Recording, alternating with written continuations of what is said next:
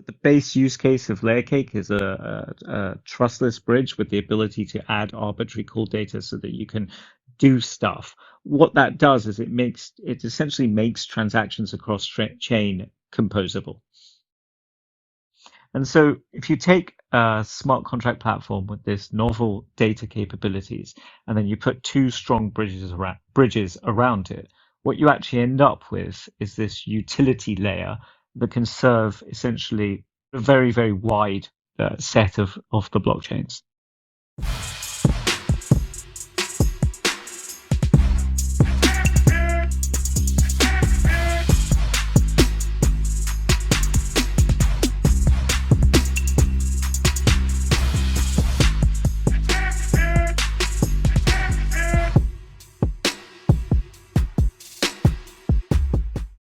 I like the idea of having essentially all this liquidity from these bridges converging in one place, because when liquidity converges in one place, that's when people start building around, okay, well, this liquidity is in one place. Well, what else can I build around that liquidity?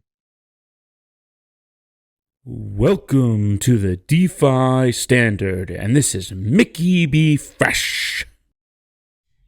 In the fast-evolving world of cryptocurrencies, recent security vulnerabilities and high-profile hacks have shaken investor confidence and raised serious concerns about the reliability of cross-chain bridges. Billions of dollars have been lost due to the flawed design and over-reliance on multi-signature systems, leaving the market vulnerable to exploitation by malicious actors. Regulatory bodies are now poised to crack down on these vulnerabilities, demanding heightened accountability and security measures from these centralized multi-sig arrangements. Amidst this turbulence, a beacon of hope emerges in the form of LayerNetwork, which has been purpose-built and meticulously designed over the past 6 years to tackle these very challenges head-on. With its revolutionary data provision protocols embedded into the network layer, LayerNetwork boasts not one, but two types of fully trustless, decentralized bridges that redefine the possibilities of secure and reliable interchain transfers. The F assets are our solution as to how to get non-smart contract tokens such as Bitcoin, Litecoin, Doge, and XRP to be represented on a smart contract chain without a centralized third party. F assets are formally a delta-neutral synthetic with multi-collateral backing. The F assets can be generated on Flare, but can be bridged out through to any other ecosystem through LayerCake. And the F assets repo is now open for public viewing. This will launch on Songbird in Q3 or Q4. We don't have the full specs yet. The F asset contracts are used to mint assets on top of Flare or Songbird, and they will begin on Songbird. And there will be no S assets. They'll all be called F assets. The system is designed to handle chains which don't have full smart contract capabilities, although it can also work for smart contract chains. Initially, F-Asset system will support these four assets: XRP, BTC, Doge, and LTC. Later, we might add other blockchains. Minted F-Assets are secured by collateral, which is in the form of ERC20 tokens on Flare and Songbird chain, native tokens, FLR, and SGB. The collateral is locked in contracts that guarantee that minted tokens can always be redeemed for the underlying assets or compensated by collateral. An agent will have the ability to put in sort of multiple types of collateral. Can be potentially Flare, can be assets bridged by LayerCake, it can be stable coins, and then behind that agent sits what we call an insurance pool, and that is going to be only Flare. So this is something that we've been thinking about a lot, about how to make this system as secure as possible. We think having multiple types of collateral including Flare, is a really nice way to do it, because it means that you don't get a circular reference. What you don't want is, if let's say it was 100% Flare, and Flare had a problem in the market, whatever. Let's say for some reason the Flare price falls, then the safety of the F assets reduces. Then potentially there's a problem. Then you get a downward spiral. You don't want that. So the F asset system is going to be multi-collateral. Agents are going to be principally putting up, I would assume, stables, and potentially other non-correlated tokens, but certainly at the beginning stables, with the insurance pool behind it being at least 1.5x Flare. So essentially, the first the primary collateral for the F assets will be non-Flare. The secondary collateral for the F assets will be Flare. This we think is a sort of safer way to do it than making it all one token. Two novel protocols available on Flare and Songbird blockchains enable the F-asset system to operate. The FTSO, which provides decentralized price feeds for multiple tokens, and then Flare's State Connector, which bridges payment data from any connected chain. And that's critical. Both of those are critical for this system to operate. And it is one of the only reasons why Flare is able to build this type of system. You cannot build this type of system without having a decentralized Oracle price feed system built in and an ability to read the state of other chains. So the State Connector is a method for proving data from other blockchains onto Flare. So an example from the F asset protocol is that a minter of F assets has sent, let's say, their Bitcoin or their XRP to an agent that is in the F asset protocol. So we need to be able to prove that that has happened. And then on the other side, we need to be able to prove that the agent has honored a redemption of an F asset on the underlying chain, let's say Bitcoin or XRP. So the collateral that sits behind the agent, that comes from the community. So anyone can put their collateral behind any agent, and the agent specifies a priori how much of the fees they're going to share. There's going to be a collateral pool that's going to allow you to deposit basically the F asset and FLR, which is very interesting, and that will earn fees. There's also going to be agents who will operate those, but people could be able to access those as well. There's a lot of different terms in the glossary. I'll post it in the link below, but I like the idea that you're going to be able to use the F asset in the collateral pool. Now, he describes an insurance pool. The concept here really of that diversification is that the Flare sits in the insurance pool. It's the secondary collateral, not the primary collateral. And so, Flare is only ever used for insurance in extremis. Which these are going to be also backed by stablecoins, not just collateral of FLR and SGB. Now, in the beginning, I think that's much safer. And using stablecoins is the safest way to do it, but it's still going to have a minimum of 150% backing of FLR or SGB of each asset. But agents have a complex task. They have to essentially respond to events on multiple networks, on the source network and on Flare. So I think just having someone put in collateral on Flare in order to be their own agent is probably going to be, beyond the reach of most people. Of course, if an agent wants to mint against themselves, they can, but that's because they're already operating the infrastructure and they have the collateral in place. So anyone can put their collateral behind any agent, and the agent specifies a priori how much of the fees they're going to share. And this needs to have an economic model about it. It's not just about bridging the tokens over. It's about bringing them over and then utilizing that value.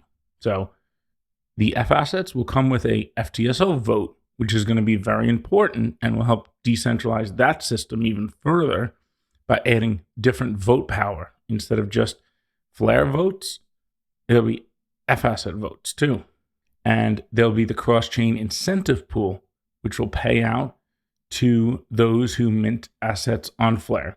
Still details are a little sketchy on exactly how that's going to work, but this is going to need to be implemented via governance on Flare. So we'll get to test it on Costin, then it will go to Songbird, and then test it again, and then put on Flare. There might be an interim period between when it's like put through officially for governance, because we're talking cross-chain collateral here. This is a system that's never been built before, and that's very rare and hard to do. F assets and LayerCake are not exactly the same, because F assets are governed by the Flare network, and there'll be a governance vote, but governance will be fairly minimal and just basically covering the parameters, but it's there because a system like that needs a sound governance. And it's very difficult for these protocols to put together a legitimate governance grouping of participants who have vested interest. Flare is a layer 1. So there's plenty of token holders, plenty of people with vested interests. So Flare is a DAO. It has that governor contract built into it, but it's also a layer 1. And that's what makes it unique. There's very few networks that have that. As we exit beta, the governance will be transitioned to a bicameral where proposals by the community can be made on Songbird. And we'll get more details on that in the future. But agents and bandwidth providers drive new entities in, institutional entities, enterprises, autonomous entities. DAOs can operate bandwidth providers, can operate agents. It brings in machine learning aspect to it. And you add now data to this mix, it brings in new use cases.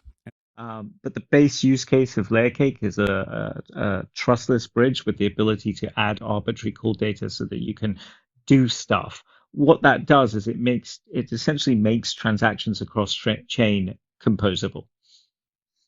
Involved in bringing value from other networks to Flare.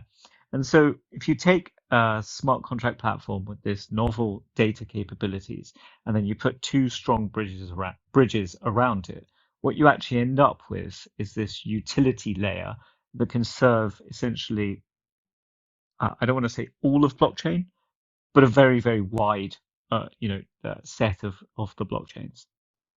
Allow for very sophisticated financial partners to come in and provide insurance at the protocol level. So this is kind of like taking an idea from traditional finance, insurance, and bringing it into the decentralized space by allowing that insurance to operate at the smart contract level. I don't think it's not particularly, revolutionary. There are decentralized insurance models out there, but not for bridges, not for cross-chain activity. And we think that bridges and cross-chain activity are probably some of the riskiest areas in the space. And we really want to try and make that substantially better going forward. And so, the roles in those protocols are very much around making sure the bridge is trustless, making sure that if you're moving your asset between one chain or another, that there's no centralized intermediary in the middle. But doing that safely with insurance, it doesn't matter that the insurance is provided by a centralized party. Anyone could provide it. It doesn't matter even if that insurance is provided by one party, because the protocols keep it trustless, because the insurance funds are held on chain. So this is a really nice hybrid between, super decentralization and essentially providing a role for traditional financial entities to get involved in a decentralized mechanism. What is LayerCake? LayerCake is an insurance-in-transit cross-network composability protocol. Keyword there are composability and insured. So it could transfer data and value. So instant transfers as opposed to the delayed transfers of optimistic models. And here are some of the key features. Each transfer in LayerCake is insured in transit with a one-to-one backing by the actual asset being transferred. This insurance, called bandwidth in the system, covers faulty operator behavior as well as blockchain reorgs that happen to a certain depth. LayerCake has custom code endpoints allowing developers to code automatic actions that complete in the same step that the assets are bridged. Any developer can build their own swaps protocol on top of LayerCake. There is no governance role or any form of trusted party in the system. So this is a truly trustless, decentralized bridge. And the footprint of the system is very lightweight and fast. And it has this insurance capability, but it's also the composability here that I thought was really, really powerful, that a user won't have to deal with the interactions of like bridging over the assets. It will happen all in the application, and the application will abstract all of that. So the user could actually interact with a dApp on a completely different blockchain, not even have to pay the gas fee of that blockchain, but get the whole experience of that dApp and come back to the other chain all in one transaction within the application. So it leaves this powerful customizability for the dApp to offer their users and powerful composability, because you could do this to more than one network. And most people are just used to using the bridge, clunky, they got to move their asset over, and they have like 5 different types of USDC on one network. There's going to be one type. There'll be one type of bridged ETH. There'll be one type of bridged IVAX. And Flare is going to act as a hub. So FLR itself is not directly involved, but remember, they're unifying all the liquidity at Flare as a hub. So this is being targeted towards cross-chain dApps. The F-asset system is governed by the Flare network. LayerCake is not, and they're both built by the Flare Labs team. It looks like we're going to get F-assets first, and that's going to come to Songbird Network. So look for that in Q3 and Q4. So let's listen to Hugo here now describe more in depth about what's so powerful about LayerCake. And LayerCake is a trustless bridge for smart contract platforms. So this means we can be like sort of more efficient with capital when it comes to LayerCake. It means we can do have different ways of managing that bridge. And so the way LayerCake works is essentially it uses this concept called bandwidth provision, which is an entity puts in, like, let's say $100. And that entity is allowed to bridge $100 and only up to $100 in some period of time. And the period of time we're generally specifying is what we call the rollback period, which is the time over which we think that any fork of the network will resolve. It's important to account for the rollback period, because if you have a chain rollback during a bridging event, you can potentially lose collateral from the underlying contract that holds the deposited tokens. So LayerCake essentially has this relatively very sort of capital efficient way of using capital to secure the bridge whilst the bridging event is happening. This is something that we have termed insurance, meaning that essentially your funds are secured whilst they're crossing the bridge by this bandwidth collateral. And that's really important. And then I think we're really proud of LayerCake because it's trustless. And it's very, very hard to do a trustless bridge for smart contract platforms. In fact, most people give up, and that's why they've gone with multi-sig. So we're proud of it being trustless. But I think, as we all know in this industry, just being decentralized, just being trustless, just having good tech that stays true to the ideals of crypto or blockchain just isn't sufficient to be successful. So LayerCake has this amazing, feature that we think is going to be incredibly useful, which allows people as they bridge. So when you deposit your tokens into the bridge contract, you can also specify cool data to go with those tokens. And what that means is that you're not just bridging from chain A to chain B, you can potentially be bridging from chain A into a dApp on chain B, executing within that dApp. You don't have to cover the gas fees. You don't have to cover the protocol tokens. That's all wrapped up in the fee that the bridge will charge you. So it's essentially an extremely fast and convenient way to be able to get your token from chain A to a dApp on chain B. Potentially, depending on how you structure the call data, you can bridge straight back just from that single transaction. So it basically allows people to execute transactions across chain without ever leaving their source chain. So if you're on Flare, you'll be able to execute potentially across many different chains without ever leaving Flare, just with one bridging transaction. And we think that in addition to the bridge being trustless, in addition to what we think is a novel and elegant way to structure a bridge, we think it brings utility to the bridging space that doesn't exist and is very useful and cool. And is a decentralized, insured, in-transit, bridging, and cross-network composability protocol. It offers increased security, speed, scalability, and functionality of bridging between different smart contract networks.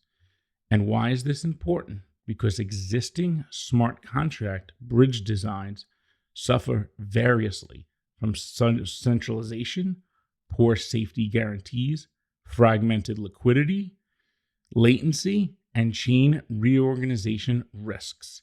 LayerCake is designed to be a faster, more secure, and decentralized cross-network composability and bridging approach that mitigates chain reorganization risk and allows developers to set up automatic actions that complete in the same step as the bridging. So how does it work? Every transfer in LayerCake is insured in transit with a one-to-one backing by the actual asset being transferred. Using collateral in this way allows for the lowest latency, trustless bridging, while providing insurance against faulty operator behavior as well as blockchain reorgs that happen to a certain depth, usually 6 hours. Once the crossing is complete, the wrapped asset is in the user's account. The collateral is unlocked after a short period of time, ready to be used in another crossing. For this reason, this collateral is termed bandwidth because it dictates how much value can move across the bridge at any one time. Its existence renders LayerCake trustless with no multisig, no governance role, nor any trusted party in the system. The bandwidth collateral securing the bridging comes from bridge operators, who are called bandwidth providers. They take a small fee from each transaction. Bandwidth providers cannot secure a bridge crossing for a value higher than the amount of collateral they have locked. The value that can cross the bridge at any one time is dictated by the total bandwidth held by the bridge. Like physical bridges, LayerCake bridges can handle any amount of traffic flowing across them over time. They only restrict the amount of traffic that can transit simultaneously. To avoid fragmenting liquidity, LayerCake is multilateral. This means that you can bridge a token, for instance, wrapped ETH, which means ETH with smart contracts, just like Flare wrapped has smart contracts, from multiple origin chains to a single destination chain and receive the same token representation regardless of where it came from. And that's pretty powerful. So having this multilateral approach unifies liquidity, and Flare network itself is going to be the hub. And the cross-network composability, on the surface, you might be like, oh, that's great, but it's very important for dApps. the next generation of this DeFi ecosystem that's being built out in crypto is going to be cross-chain. And the more things you could do to interact with different networks, but without having to have the user clunky interact on these bridges, all that's abstracted away, because the goal is the user doesn't need to know any of what's going on underneath.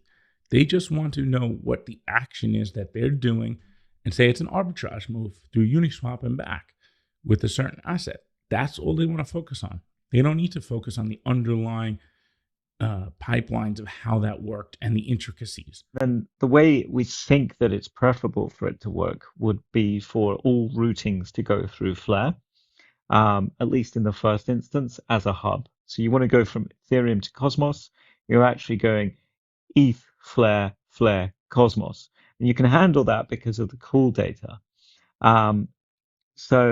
You would actually, essentially the ability to input cool data with your transaction would allow you to go ETH, Flare, but then you know nothing about this because you've input the cool data. The bandwidth provider then executes the cool data on Flare to go Flare Cosmos. And so it's abstracted away for the user from ETH, that they're just seeing their tokens go from Ethereum to Cosmos, and they're just receiving the token out on the Cosmos side. They don't even need to know they're using Flare. So just the whole system is abstracted out. But by using Flare as a hub, it potentially allows it reduces very substantially the issue of having many pairwise bridges. But then we think there will be a few pairwise bridges, direct routings where they're extremely, there's an extreme demand. So there's going to be a hub and spoke model, but also a pairwise where it makes sense. And LayerCake is a product. It's a product of Flare Labs. It doesn't have a token. We're not thinking about having a token for it yet. It's obviously separate to Flare, but it serves Flare and will likely leverage Flare. So it wouldn't be subject to governance at this point. They just want to focus on the financial transaction that they're making. And I think that's going to be powerful going forward. So this is the second system. It's to bridge smart contract networks. And ultimately, F assets can move along LayerCake too. So that means they can move from Flare outward. Now, in the beginning, things will run through Flare as a hub. But in the future, there could be direct paths. Like if there's a lot of flow between Ethereum and Solana, then that will have its own bridge. But the key is to get the dApp developers and integrate this into the dApps. And you get a cross-chain swaps protocol, like a true swaps protocol. I could see wallets offering this. I mean, you could see all types of different services. The underlying protocol is decentralized, but somebody could offer a centralized application or service that utilizes the underlying decentralized impact. Now, in the Twitter spaces, Flare community asked Hugo if anyone can be a bandwidth provider. And technically, yes, anyone can, but it's going to be very technical to do that, and you're going to need professional infrastructure. So unless you're a highly advanced engineer and are able to run that type of infrastructure yourself, it's unlikely to be in the beginning. Now, with that said, that's not to say that in the future, there's not some infrastructure or infra provider that provides that for everyday users, or a DAO that operates as a bandwidth provider, or a network of bandwidth providers. So just keep that in mind. As long as these things are open, means everybody could always use them in any role. It's just that, do you have the capabilities to do that? And most people won't. Now, agents, I think, are more likely, but we'll have to see on the details on that as well. But this is a powerful component, and it also could transport data. So a call from a contract doesn't need to transport value. It just needs to tell the smart contract on, say, Ethereum to do something, and maybe a user already has assets in there, and it has them pull those assets out then. So that's important. And this is far, far ahead of anything else out there. There is no other bridge that's doing cross-chain composability at this level and is truly decentralized in this manner. Hello everyone. Time for me to interfere with a small message. One thing Mickey doesn't mention enough, in my opinion, is pointing out the existence of the Mickey B. Fresh Patreon group. The Mickey B. Fresh Patreon group is a private educational channel where we focus on providing content based on facts and where we try to leave speculation at the door. As much as most of us like a little conspiracy theory, it is not a subject we cover in this group, and we will ask all future members to leave their 589 hoodies at the coat rack near the entrance. The goal of our group is to provide the crypto community with in-depth information about the coming explosion of everything being built in the XRP, SGB, and Flare and RootNetwork ecosystems. We pride ourselves on transparency and evidence-based speculation of what is yet to pass.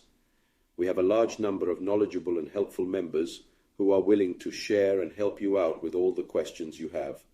Also, there is the opportunity to take advantage of the information provided daily by Mickey via posts, over 3,100 voice notes, or direct interaction by chat. We also have a loyal team of very knowledgeable DeFi standard admins who put a lot of time and effort into the Patreon group and are there to lend a helping hand if needed. You can become a member of our Telegram group by signing up via the link that is posted on the homepage of the Mickey B. Fresh website. You know, the way we think about it, the entire DeFi ecosystem was created from a single idea.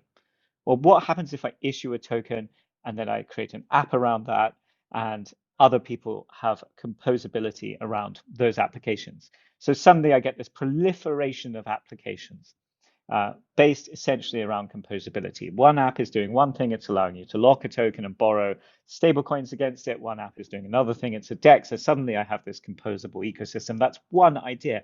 Well, our take is, what happens if you have vast amounts of data available to developers on chain? Can they build substantially more interesting applications that push the space forward, that get more adoption, that are more relevant to people in everyday life?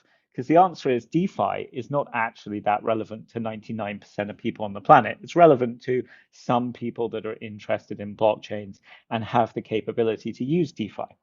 I want to see applications in our space that are relevant to a very, very much larger number of people. And for that to happen in our mindset, you have to have the access to the data that is interesting to those people, that allows them to do things. So for instance, another example might be gaming.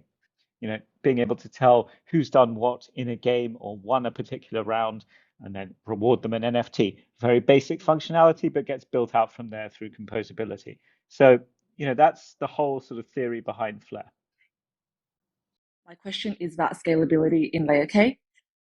So Hugo, how do you envision the system adapting to accommodate an increasing number of participants and a higher volume of transactions? And additionally, what measures are in place to ensure efficient transfers across the bridge as the network continues to expand?